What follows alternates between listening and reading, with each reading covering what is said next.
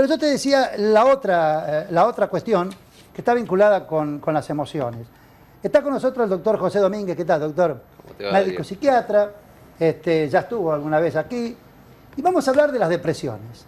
No, si yo me enteraría que me robaron todos los datos de Facebook, a lo mejor me deprimiría. Qué sé yo. No sé si da para después ir a consultar a un especialista o no. Pero vamos a hablar de las depresiones. Uno se deprime por la situación económica, se deprime por esta vida alocada y consumista que llevamos. Hay distintos niveles de depresión. Puede llegar a nivel de depresión a generar el suicidio. Acá en Santa Fe ocurrió un hecho realmente muy trágico. Hace poquito, en esta ciudad, un joven se arrojó al vacío de un balcón. Su familia dice que estaba atravesando por una severa depresión. ¿Hacia dónde puede llevar la depresión? Mire, las preguntas que nos anotamos para usted, doctor, lo vamos a poner en apuro. Acá en este programa no creas que... ¿Con qué frecuencia se ven pacientes con depresión? ¿Cuáles son las causas? El trastorno bipolar. Me interesa el trastorno bipolar. ¿Es también un trastorno del ánimo? ¿Qué relación tienen estos cuadros con las adicciones, depresión y adicciones? Así que todo esto vamos a charlar con usted. Doctor, ¿con qué frecuencia se ven los pacientes con depresión? Bueno, se ve con mucho más frecuencia de lo que uno se imagina. Los datos estadísticos varían un poco entre un país y otro, pero promedian el 15% de la población, lo cual es una cifra alta. Ahora últimamente se habla mucho a nivel mundial de depresión porque la Organización Mundial de la Salud todos los años en el Día de la Salud elige alguna temática puntual y este año decidieron hablar de depresión porque en la última década la depresión aumentó tanto, creció, los casos de depresión a nivel mundial crecieron en un 20% y pasaron a ser la primer causa de discapacidad a nivel mundial, superando todo lo que es enfermedades cardiovasculares, por ejemplo. Se habla de 320 millones de personas afectadas y un trabajo estadístico que se hizo el año pasado habla de 800.000 suicidios por año. Ahora, esto en algún momento arrancó. ¿En qué momento de la historia contemporánea arrancó y por qué? En realidad...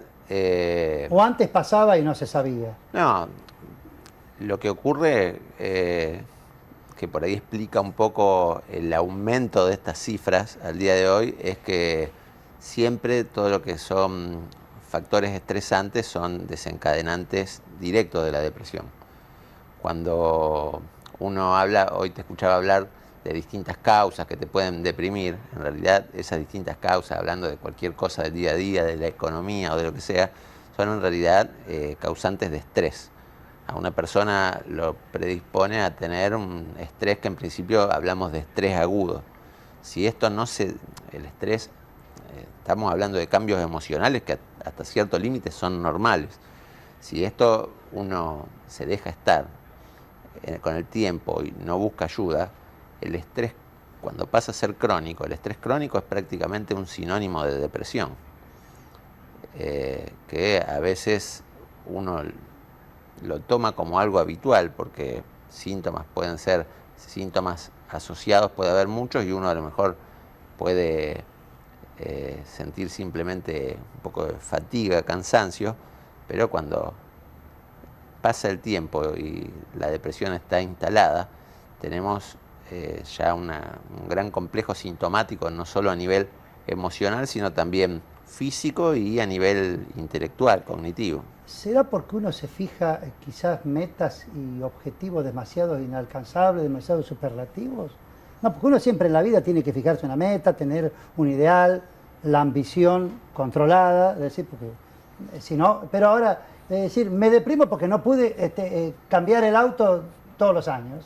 ¿Y quién te manda a cambiar el auto todos los años? ¿La sociedad consumista? Sí, todo eso por supuesto que influye.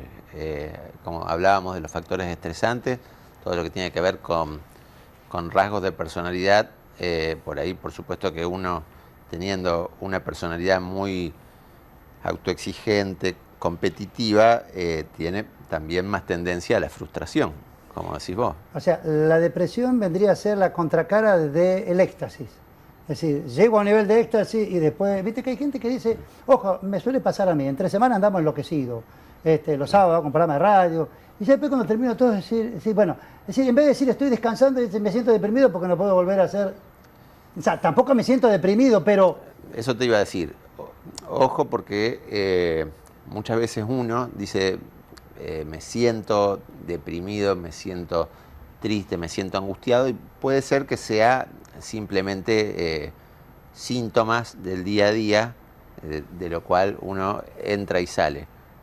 Generalmente en psiquiatría, cuando hablamos de un trastorno depresivo, cuando hablamos de trastornos de estado de ánimo en general, ya hablamos de una enfermedad instalada que genera un malestar significativo y que afecta la calidad de vida del paciente. Perdura en el tiempo, sí. No una cosa así, claro, tipo flash. No solo que perdura en el tiempo y se hace crónico, como decíamos, sino que también afecta la calidad de vida del paciente. Y eso se ve a nivel social, porque uno tiende a evitar situaciones con gente, se ve a nivel laboral, porque te limitan en el rendimiento diario. Las relaciones. Bueno, doctor Domínguez, el trastorno bipolar, ¿es también un trastorno de ánimo? Sí, por supuesto, entra dentro de la categoría de trastorno del estado de ánimo. Es una enfermedad muy compleja, así como hoy decíamos, por ahí la gente confunde y a veces cree que estar algo triste o angustiado ya es estar deprimido, y no es lo mismo. Por ahí ocurre que como que se ha puesto un poco de moda el término bipolar, entonces dicen, este es bipolar, soy bipolar. ¿Qué es una persona bipolar? Bueno, en realidad, si bien cualquiera entiende a esa típica ciclotimia de pasar de un estado a otro, y ya lo quieren llamar bipolar, queremos explicar que por ahí es algo bastante más complejo. La bipolaridad es una enfermedad también crónica que afecta principalmente el estado anímico, y se llama bipolar porque porque tiene dos polos. En el polo de abajo la depresión y en el polo de arriba la manía. El paciente pasa de estados depresivos a estados maníacos o hipomaníacos, que es un estado de mucha euforia. Ocurre todo lo contrario al estado depresivo, donde se ve acelerado, está verborrágico, bueno, y tiene toda una serie de síntomas aparte, que no es simplemente pasar de estar de mal humor a buen humor y nada más. Ahí está.